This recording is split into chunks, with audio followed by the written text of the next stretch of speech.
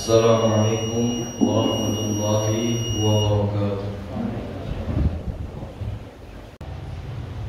Untuk memulai hidup baru dengan menikahi seorang wanita, jika tidak dimulai dengan ketakwaan, maka belum menikah sudah dengan maksiat, berkenalan dengan wanita tanpa dengan syariat yang benar, tanpa yang sesuai dengan diajarkan Rasulullah.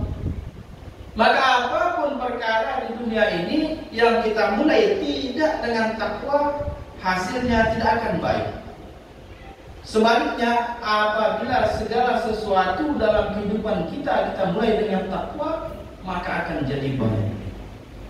Bahkan perkara ini bisa mengantarkan kita kepada surga Allah Subhanahu wa taala. Maka didoakan Allah Subhanahu wa taala senantiasa kita tingkatkan takwa kita dengan beribadah kepada Allah Subhanahu wa taala. Dan ibadah yang paling Allah pentingkan berdasarkan hadis baginda Nabi Muhammad SAW adalah sholat.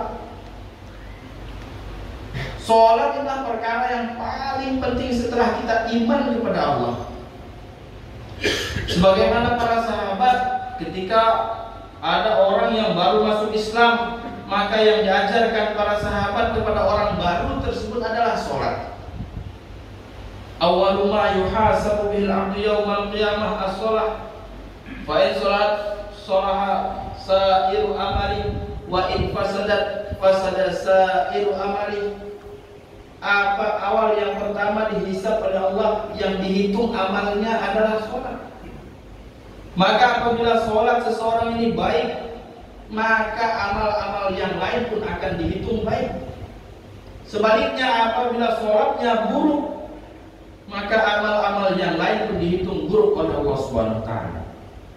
Maka sangat kita pentingkan sholat ini. Karena perkara ini kalau kita pentingkan, Allah pun akan mementingkan kita. Para ulama mengatakan derajat seseorang di sisi Allah sebagaimana dia memuliakan sholat. Kalau sholat ini dianggap perkara besar, maka dia besar di sisi Allah. Apabila dia merasa sholat ini perkara yang biasa-biasa saja, maka dia biasa di sisi Allah.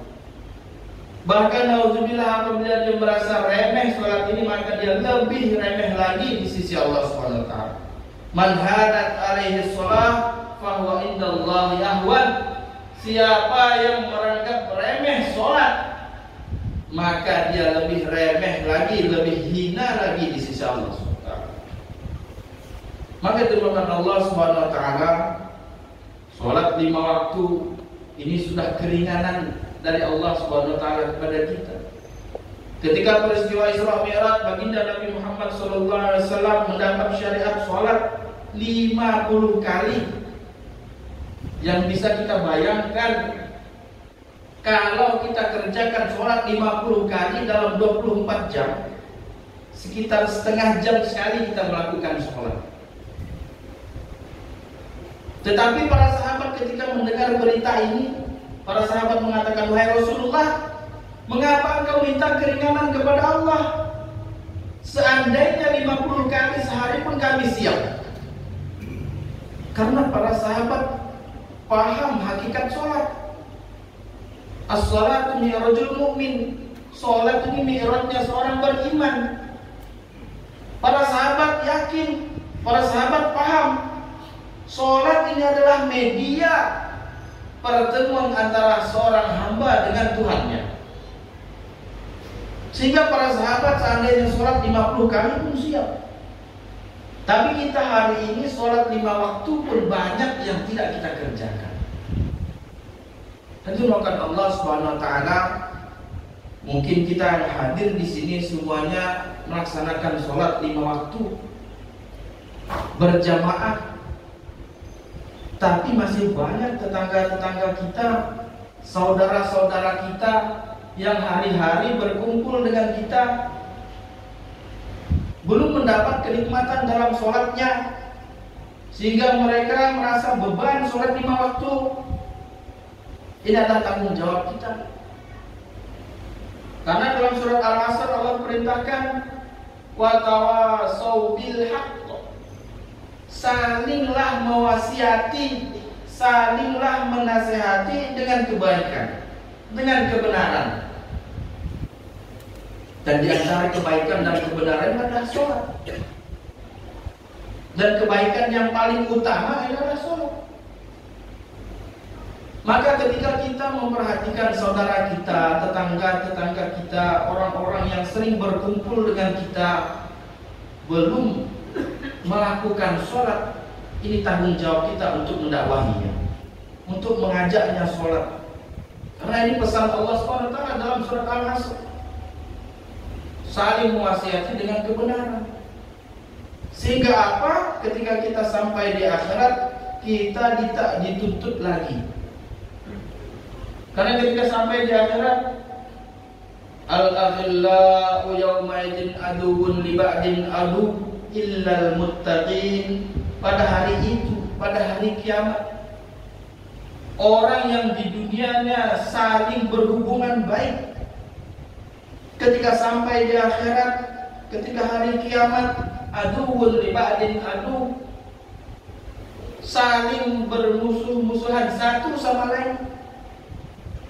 Istri menuntut suaminya, suami menuntut istrinya, anak menuntut orang tuanya, orang tua menuntut anaknya, saudara saling menuntut ini. Karena apa? Karena hubungan mereka tidak atas landasan takwa. Illal muttaqin, yang selamat siapa? Apabila hubungannya di dunia ini karena ketakwaan. Kalau hubungan kita karena bisnis saja, maka ini akan menjadi penyesalan kita di akhirat nanti. Kalau hubungan kita di dunia hanya sekedar karena keluarga saja, maka ini pun akan menjadi penyesalan. Kalau hubungan hanya keluarga bukan atas landasan ketakwaan. Ciri-ciri hubungan kita atas landasan ketakwaan, wa tawasau bil haq, saling mewasiati, saling menasehati dengan kebenaran. Apabila saudara kita dalam keadaan tidak benar, maka kita arahkan kepada jalan yang benar. Maka begitu juga kita ketika berada di jalan yang tidak benar, saudara kita mengarahkan kita kepada, inilah namanya saling mewasiati, saling menasihati. Hadirin mohon Allah Subhanahu wa taala. Jadi ini sangat penting memperhatikan saudara-saudara kita yang belum taat kepada Allah, saudara-saudara kita yang masih lalai dari perintah Allah, supaya kita tidak ada tuntutan di akhirat nanti dan hubungan kita di dunia ini atas landasan ketakwaan, sehingga tidak menjadi penyesalan kita di akhirat. Hadirin mohon Allah Subhanahu wa taala, penyesalan di akhirat ini sangatlah sakit. Jangankan orang yang masuk neraka, orang yang masuk surga pun ada yang menyesal.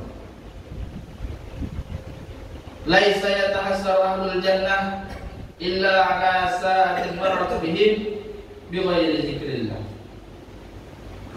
Tidaklah seorang hamba yang masuk surga menyesal kecuali atas suatu waktu, suatu saat yang mereka lewati tanpa mengingat Allah, tanpa berzikir kepada Allah.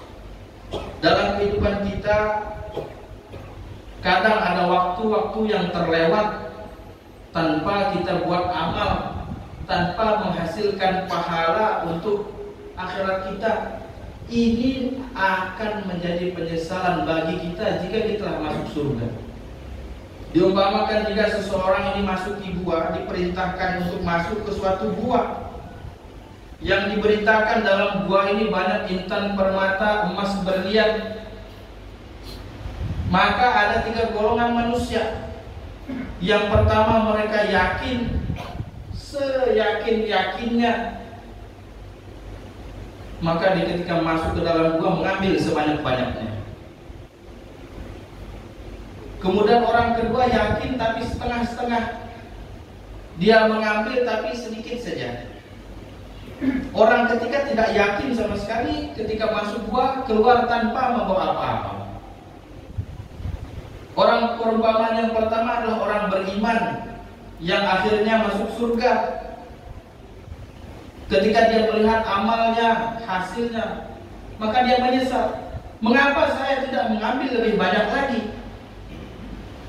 Orang kedua menyesal juga. Mengapa saya tidak mengambil lebih banyak lagi? Karena mengambil hanya sedikit. Yang ambil sudah banyak pun menyesal, apalagi yang mengambil sedikit. Lebih menyesal lagi orang-orang yang kafir ketika di dunia ini, yang dia tidak membawa apapun ketika sampai di akhirat, sehingga masuk neraka selama-lamanya.